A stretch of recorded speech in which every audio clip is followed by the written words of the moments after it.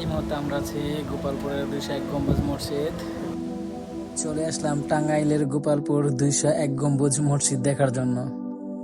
আর নদী পার হওয়ার জন্য ছিল নৌকা, আর রশি টেনে টেনে আমরা নদী পার হলাম নৌকার মাধ্যমে। তারপর চলে গেলাম সোজা মসজিদের দিকে। দেখেন বাহির থেকে মসজিদ কত সুন্দর দেখাচ্ছে, গম্বুজগুলাও অনেক সুন্দর দেখা যাচ্ছে। দেখেন মসজিদের সামনে আমরা এখন, অনেক মানুষ। এখন আপনাদের দেখো ভিতরে, দেখেন কত সুন্দর মার্বেল পাথরের কারুকাজ করা ভিতরে।